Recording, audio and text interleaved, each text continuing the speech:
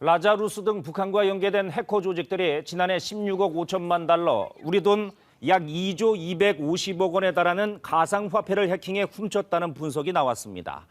미국 뉴욕에 위치한 김정은의 지령에서 시작됐습니다. 방글라데시 중앙은행 직원에게 메일이 하나 도착합니다. 방글라데시 중앙은행에 돈을 털어오라 하나로 3,400억 원여의 암호화폐를 탈취합니다. 북한의 실수가 엄청난 결과로 시바이누가 단기간 급락을 보여주게 되죠. 전 세계 암호화폐 피해는 6조 규모로 추정되고 있습니다. 막힌 결제 시스템을 대체하기 위해 리플을 활용하려는 1억 달러의 시바이누가 털리면서 2025년 암호화폐 프로젝트라고 적힌 드디어 시작됐습니다. 지금 우리는 암호화폐 시대에 살고 있다고 해도 과언이 아닙니다. 이 시장은 글로벌하게 성장하며 이제는 주류 투자 수단으로 자리 잡았습니다. 암호화폐 시장이 이렇게 급성장한 것은 생각보다 오래되진 않았는데요. 그렇다면 암호화폐의 역사는 어떤 이야기를 품고 있을까요? 2008년 전 세계를 충격에 빠뜨린 금융위기. 당시 리먼 브라더스라는 거대 은행의 파산으로 금융 시스템에 대한 신뢰가 땅에 떨어졌습니다. 많은 사람들이 기존 금융 시스템에 불신을 품게 되었고, 그때 갑자기 등장한 한 아이디어가 세상을 바꾸기 시작했습니다. 그 주인공은 바로 사토시 나카모토. 사토시는 비트코인이라는 암호화폐를 선보이며 기존의 은행 시스템을 벗어나 개인들끼리 직접 거래할 수 있는 탈중앙화된 시장을 제시했습니다. 블록체인 기술을 통해 거래의 안정성도 보장하면서 은행 없는 거래라는 혁명적인 개념을 실현하려 했습니다. 하지만 사토시 나카모토가 꿈꾸었던 이상적인 미래와는 달리 암호화폐 시장은 완전히 다른 세계로 흘러갔습니다. 일명 블랙머니. 블랙코인 또는 다크코인이라고 불리던 암호화폐는 다크웹이나 딥웹과 같은 불법적인 거래의 결제 수단으로 자리 잡았고, 멕시코의 를 사고 파는 과정에서 발생하는 엄청난 금액들을 암호화폐로 거래하면서 자금 세탁을 동시에 하는 시스템을 구축했습니다. 업자들 사이에서 이보다 좋은 수단은 없었죠. 소매상도 다르지 않습니다. 암호화폐 지갑 주소로 코인을 송금하고 특정 장소에서 드랍하는 방식으로 전달합니다. 이렇게 사이버 범죄, 불법 환전과 같은 거래에 이용되는 건 물론이고, 기술의 발전으로 송금 내역과 거래자들의 지갑 주소를 암호화시켜 추적 자체를 불가하게 만드는 코인들이 생겨나면서 불법적인 일의 최고의 거래 수단이 돼버렸습니다.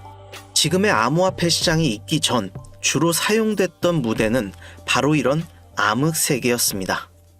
저희 팀은 코인 시장의 어두운 면을 조사하던 중에 생각보다 가까운 곳에 엄청난 비밀이 있다는 사실을 발견했습니다. 오늘은 그 충격적인 비밀에 대한 이야기를 여러분께 들려드리겠습니다. 지금 한국에서 제일 큰 이슈 윤석열의 계엄 사태. 이 어수선한 분위기를 웃으면서 즐기고 있는 한 나라가 있습니다. 우리의 오랜 주적 북한. 북한은 전 세계 모든 곳에 스며들어 있습니다. 그리고 그들은 단 하나를 위해 움직이죠. 조선민주주의인민공화국의 원수, 북한의 아버지라 불리는 김정은. 그럼 김정은이 원하는 건 무엇일까요? 조국과 자국민을 위한다고 하지만 권력을 쥔 후에 그는 외부와 내부적으로 많은 허영심을 드러냈습니다. 첫째, 북한의 이념과 맞지 않은 호화로운 생활. 고급 스포츠카나 명품 시계를 즐기는 모습에서 돈과 명예를 좋아하는 모습을 여러 번 노출했죠.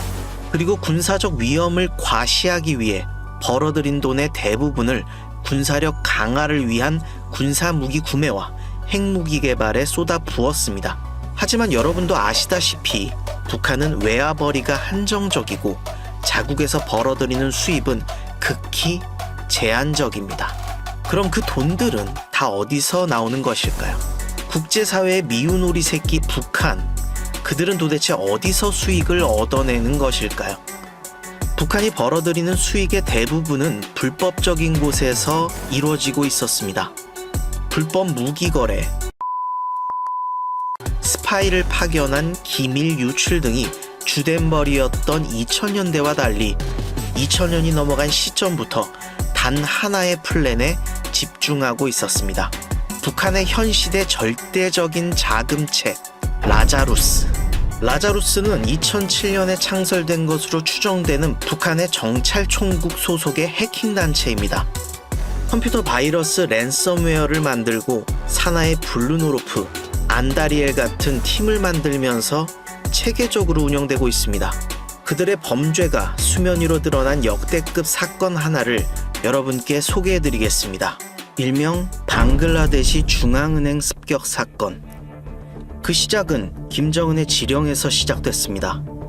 방글라데시 중앙은행에 돈을 털어오라. 2015년 새해가 오고 얼마 지나지 않은 시점, 방글라데시 중앙은행 직원에게 메일이 하나 도착합니다. 단순한 구직을 원하는 메일이었지만 여타 다른 구직 메일보다 마음을 사로잡는 언변에 직원은 내용이 궁금해졌습니다. 그리고 이력서의 다운로드 버튼을 클릭한 순간 중앙은행은 그날 이후 북한의 해킹 조직 라자루스의 손안에 넘어갑니다. 방글라데시 중앙은행 메인 시스템을 장악한 북한의 해커 부대는 중앙은행의 모든 업무를 속속들이 들여다보면서 엄청난 계획을 세우기 시작했습니다. 그리고 무려 1년이란 시간을 기다립니다. 단 하나의 실수도 발생하면 안 되기 때문에 최고의 작전을 세우기 위해 기다리고 기다린 해커팀. 방글라데시 중앙은행의 1조 원이라는 금액이 미국의 뉴욕은행에 보관되어 있다는 사실을 알아냈고 작전을 시작합니다. 2016년 2월 4일 목요일 밤 8시 36분 1년을 기다린 작전이 드디어 시작됐습니다. 목요일 해가 질 무렵 직원들은 주말을 즐기기 위해 모두 업무를 마무리하고 사무실을 빠져나갔습니다. 몇몇 이슬람 국가들은 우리나라와 다르게 토요일, 일요일이 휴무가 아닌 금요일, 토요일이 휴무였고 방글라데시도 다르지 않았죠. 북한의 해커 부대는 목요일 밤 방글라데시 중앙은행의 1급 보안 프린터를 고장냅니다.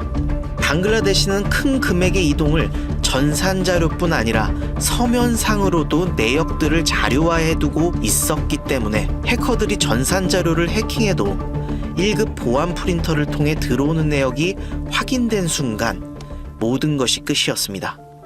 그래서 프린터를 고장낸 건 목요일 저녁. 이미 모든 직원들은 퇴근했고 북한의 해커들은 미국의 뉴욕은행에서 방글라데시에 1조 원이라는 금액을 35번에 나누어 이체하는데 성공합니다. 그리고 말씀드렸다시피 다음 날인 금, 토는 국가 휴무일이었고 당직 직원이 금요일 프린터의 고장을 확인했지만 토요일 저녁이 돼서야 고칠 수 있었습니다. 뉴욕에 있는 돈이 알 수 없는 계좌들을 통해서 사라졌다는 사실을 파악하고 뉴욕은행에 통화를 시도했지만 뉴욕은 토요일 아침 휴무일. 결국 미국이 월요일이 되기 전까지 아무것도 할 수 없이 기다릴 수밖에 없었습니다. 해커들은 두 나라 간의 시차까지 이용하면서 총 3일이라는 시간을 잡아놨던 거죠.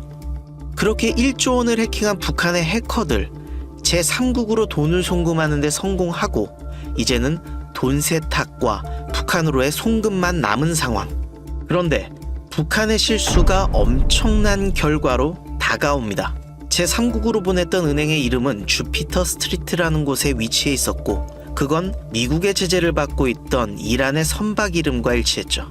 그걸 알 리 없었던 북한 해커팀이었고 송금된 돈은 자동이체 보류가 걸려버립니다. 1조 원의 송금 중 1000억만 송금이 되고 그렇게 1조의 90%가 날아가 버린 상황. 그래도 1000억이 남았기 때문에 이 돈은 3국의 은행에서 다시 다른 곳으로 보내집니다. 그런데 이때 또 한 번의 실수가 발생합니다. 전송 코드 중 파운데이션이란 단어 중 O를 빼먹고 잘못 보내는 바람에 그 중에 200억마저 보류가 걸려버린 거죠. 그렇게 남은 돈은 800억. 이 800억을 현금으로 만드는 데 성공한 북한의 해커들. 북한의 요원들은 이 돈을 들고 카지노로 향합니다. 돈 세탁을 위해 현금을 칩으로 바꾸기 위해서였죠.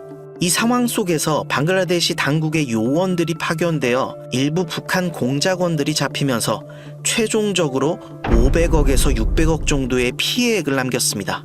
그리고 이 사건을 통해서 북한은 많은 것을 깨달았습니다. 너무 많은 시간, 너무 많은 중간 과정들이 발생하고 있다. 최소화할 수 있는 수단을 찾아라. 그래서 찾아낸 것이 바로 암호화폐입니다.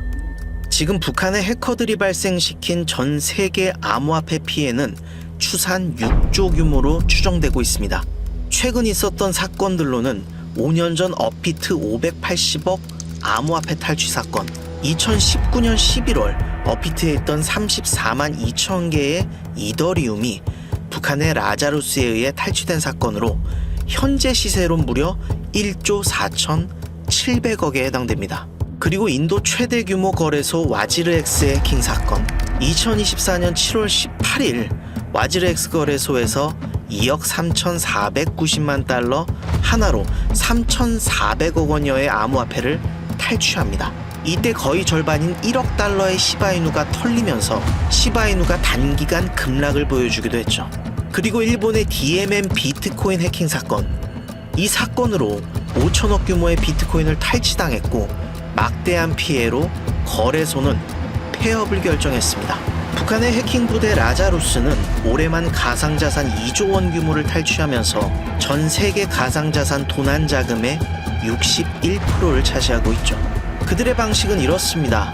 해킹으로 탈취한 암호화폐를 믹서형 코인, 프라이버시형 코인들을 이용해서 세탁을 한번 돌리고 수천 수만 개의 지갑으로 뿌려집니다. 그리고 다시 전 세계의 거래소를 통해 사고팔고를 반복하면서 자금의 추적을 원천 차단해버리죠. 그리고 우리가 알고 있는 실체를 모르는 세력과 같은 막대한 자금력으로 특정 암호화폐를 사들이고 가격을 상승시킨 뒤 팔아버립니다. 이런 과정들은 우리가 너무도 잘 아는 작전 코인이라는 이름으로 불리죠. 이런 작전은 도대체 누가 하는 것인가라는 생각 여러분도 가끔 해보셨을 겁니다. 그리고 그 작전에 나도 같이 들어가서 수익을 보고 싶다라는 생각, 저희는 그 작전의 한 조각을 북한의 해커들을 조사하는 과정에서 발견할 수 있었습니다. 저희 팀에서 발견한 자료는 정말 놀라움의 연속입니다. 최근 북한과 러시아는 이상한 동행을 하기 시작했습니다. 국제시장의 고아 북한, 그리고 우크라이나 전쟁으로 국제시장에서 배척당한 러시아, 이 둘이 손을 잡았고 최근에는 우크라이나 전쟁에 북한의 부대를 파견하면서 정말 그 끝을 보여주고 있는데요. 최근에도 러시아는 북한의 암호화폐 돈 세탁으로 러시아 거래소를 이용하게 했고 오히려 협력적 관계를 계속해서 이어오고 있습니다. 그리고 저희가 발견한 이 문서에서 북한과 러시아 세력들이 자금을 사용하는 근거들을 찾아낼 수 있었습니다. 이 자료에는 러시아가 암호화폐를 통해 단절된 금융시장을 돌파할 수 있는 구체적인 방법들을 제시하고 있습니다. 자료를 살펴보던 중 우리에게 익숙한 코인 하나가 눈에 띄었습니다. 바로 러시아가 국제무역시장에서 막힌 결제 시스템을 대체하기 위해 바로 이 리플을 활용하려는 계획을 세우고 있다는 사실이었습니다. 그리고 이 부분을 번역해보니 북한과 암호화폐라는 페이지가 있었습니다. 해석해보니 최근 북한이 자금 세탁으로 활용했다고 알려진 토네이도 캐시, 모네로가 있었고 업비트에도 상장돼 있었던 쿼크 체인이란 코인도 있어서 확인을 해봤습니다. 그리고 놀라운 결과를 확인할 수 있었습니다. 최근에 비상식적인 급등을 보여주면서 북한의 세력의 작전이 의심되는 정황이 파악이 된 거죠. 이게 무려 한두 번이 아니었습니다. 저희는 이 부분에 집중하기로 했습니다. 2025년 암호화폐 프로젝트라고 적힌 이 부분에 나온 코인들, 총 5개의 코인들이 있었고 그중 3개는 해외 거래소에서만 거래되는 코인이고 2개는 업비트와 빗썸에 상장돼 있는 것을 확인할 수 있었습니다. 이 코인이 정말 북한과 러시아의 자금 세탁에 활용될지 아직은 알 수 없습니다. 하지만 이 자료의 플랜대로 간다면 저희는 세력의 머리에서 똑같은 수익을 낼 수 있다는 건 확실합니다. 저희 팀 전부는 이 가능성에 베팅을 했습니다. 여러분도 이 가능성에 참여하고 싶으시다면 010-3378-6658로 작전이라고 문자 보내주세요. 말씀드렸다시피 이 프로젝트는 저희 팀에서 발견한 비밀 자료입니다. 유튜브에서 절대 언급할 수 없다는 거 말씀드리겠습니다. 010-3378-6658로 작전이라고 문자 보내주시고 댓글에도 작전이라고 남겨주세요. 구독자분인 거 확인 후 한 분 한 분 보내드리겠습니다. 단돈 10,000원이라도 참여해서 이 작전이 2025년 어디까지 올라갈 수 있는지 같이 확인해 보시죠. 코인을 파헤치는 남자 코드제로였습니다.